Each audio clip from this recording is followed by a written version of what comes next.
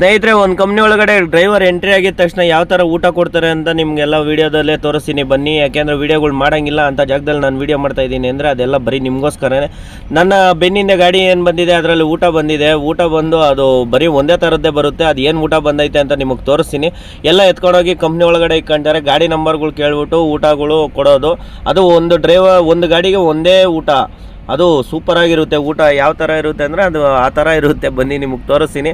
Company ಒಳಗೆ ಹೋದ್ಮೇಲೆ entry ಮಾಡ್ಕೊಂಡು ನನಗೊಂದು ಊಟ ಕೊಟ್ಟರು. ಊಟ ಎತ್ಕೊಂಡು ನಾನು ಈಚೆಗೆ ನಡ್ಕೊಂಬಂದು ಮತ್ತೆ ಗಾಡಿ ಹತ್ರಕ್ಕೆ ಬಂದು ನಿಮ್ಗೆ ಊಟ ತೋರಿಸ್ಬೇಕಲ್ಲ ಏನಿದೆ ಅಂತ. ನಿಮ್ಗೆ ಆಲ್ಮೋಸ್ಟ್ ಅಲ್ಲಿ ಗೊತ್ತಿರಲ್ಲ. ಈ UP MP ಗಾಡಿ ಓಡಿಸೋರ್ಗೆಲ್ಲರಿಗೂ ಗೊತ್ತಿರುತ್ತೆ. ಅದು ಒನ್ ಆ್ಯಂಡ್ ಓನ್ಲಿ ಪೂರಿ. ನೋಡ್ರಿ, ಇದು ಪೂರಿ ಅಲ್ಲ ಸ್ನೇಹಿತರೆ. ದೀಪಾವಳಿ ಟೈಮಲ್ಲಿ ನಮ್ಮ ಮನೇಲಿ ಕಜ್ಜಾಯಗಳು ಮಾಡ್ತಾರಲ್ಲ, ಆ ಕಜ್ಜಾಯಗಳು ಇವು. ಯಾಕೆ ಏನೋಗು ಅಂದರೆ ರಾತ್ರಿನೂ ಇದೇ ತಿಂದಿದ್ದೆ, ಇವಾಗೂ ಇದೇ ತಿಂತಾಯಿದ್ದೀನಿ. ಹೊಟ್ಟೆ ನೋವು ರಾತ್ರಿನೂ ಸ್ಟಾರ್ಟ್ ಆಗಿತ್ತು, ಮತ್ತೆ ಇದ್ಕೊಂಡು ಇವಾಗೂ ಇದು ತಿಂದರೆ ಮತ್ತೆ ಸ್ಟಾರ್ಟ್ ಆಗೋದಂತ ಕನ್ಫರ್ಮ್ ಆಗಿರುತ್ತೆ. ಅದಕ್ಕೋಸ್ಕರ ಇವಾಗ ನೋಡಿ, ನಾನು ರಾತ್ರಿ ತಿಂದಿರೋದು ವಿಡಿಯೋ ಮಾಡಿರಲಿಲ್ಲ, ಇವಾಗ ತಿಂತಾ ಇರೋದು ವಿಡಿಯೋ ಮಾಡ್ತಾಯಿದ್ದೀನಿ. ಯಾರೋ ಅಂಟಮ್ಮ ಎಲ್ಲ ಮಾಡು, ತಿನ್ನೋದು ಎಲ್ಲ ಮಾಡು ಅಂತ ಹೇಳಿದ್ದ. ಅದಕ್ಕೆ ಅವ್ರಿಗೋಸ್ಕರನೇ ಈ ವಿಡಿಯೋ ಮಾಡ್ತಾಯಿದ್ದೀನಿ. ಬೇಜಾರು ಮಾಡ್ಕೊಳಕ್ಕೆ ಹೋಗಬೇಡಿ.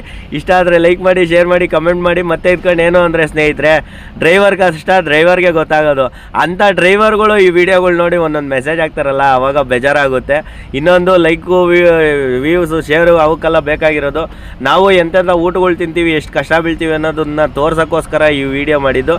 ಇನ್ನೊಂದೇನಪ್ಪ ಅಂದರೆ ಇದರಲ್ಲಿ ಎಲ್ಲದಕ್ಕಿಂತ ಚೆನ್ನಾಗಿರೋದು ಅಂದರೆ ಈ ಲಡ್ಡು ಒಂದು ಬಿಟ್ಟರೆ ಬೇರೆ ಏನೂ ಚೆನ್ನಾಗಿಲ್ಲ.